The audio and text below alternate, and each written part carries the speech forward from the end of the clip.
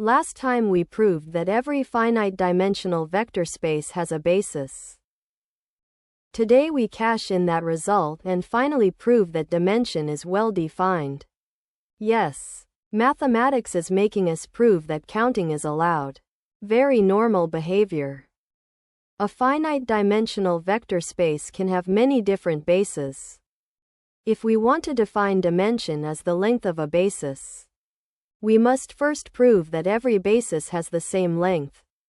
Otherwise, dimension would depend on which basis you happen to choose, which would be less a definition and more a hostage situation. The theorem says, any two bases of a finite-dimensional vector space have the same length. Once we know this, dimension is safe to define as the length of any basis. Any basis. Not your favorite basis wearing a crown. The proof is short because we already did the hard work last time. Let B1 have length m and B2 have length n. Since B1 is linearly independent and B2 spans V, the length comparison theorem gives m less than or equal to n. Now switch the roles. B2 is linearly independent and B1 spans V. So n is less than or equal to m. Both inequalities force m equals n. That is the whole proof. Shockingly efficient, almost suspicious. Now dimension is officially well defined. The dimension of V is the length of a basis of V. This no longer depends on a choice, because all bases have the same length. For example, Fn has dimension n, and polynomials of degree at most m have dimension m plus 1. So at long last, dimension is not just geometric vibes. It is a theorem-backed integer. Civilization is basically saved. Now we go back and prove another theorem we will need constantly. Every linearly independent list can be extended to a basis. The theorem starts with a linearly independent list in a finite-dimensional vector space. Then it says we can add more vectors until the list becomes a basis. Not randomly. We are not throwing vectors into a bag like algebraic confetti.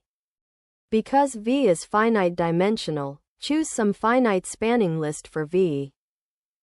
Start with the independent list as B. Then inspect the spanning vectors one at a time. For each W vector, use a very simple rule. If Wj is already in the span of B, skip it. If Wj is not in the span of B, adjoin it to B. So B keeps only the genuinely new directions. Apparently even vectors need an admissions committee. Why does B stay linearly independent after each step? When we adjoin Wj, we only do it if Wj is not already in the span of the current list. If independence failed, the linear dependence lemma would say some vector is in the span of previous ones.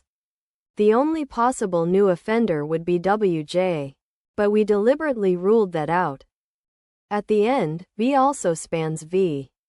Each original spanning vector was either added to B or skipped because it was already in the span of B. Therefore the span of B contains the span of the original W list, which is all of V. So B spans V and is linearly independent. That means B is a basis. And the extension theorem is proved. This extension theorem will show up again and again in dimension arguments. For example, it helps prove that subspaces cannot have larger dimension than the whole space. It also helps prove those extremely useful right length tests. If a list has the correct length, then spanning alone or independence alone can force it to be a basis. So yes, the theorem looks technical because it is doing actual labor behind the curtain. We end with a useful result that I will leave as an exercise. Because apparently viewers deserve character development. Suppose U is a subspace of a finite-dimensional vector space V. The claim is that there is another subspace W such that V is U direct sum W. Here is the hint. Choose a basis of U. Extend it to a basis of V. Then let W be the span of the newly added vectors. To finish, prove that every vector in V splits into a U part and a W part. And prove that the overlap is only 0. The direct sum test will do the cleanup, because of course there is more cleanup. Let us summarize before the notation develops a sequel. All bases of a finite-dimensional vector space have the same length, so dimension is well defined. And every linearly independent list can be extended to a basis, which will power several dimension results next time. Dimension has survived its trial. Barely. Mathematics may now continue pretending this was all inevitable.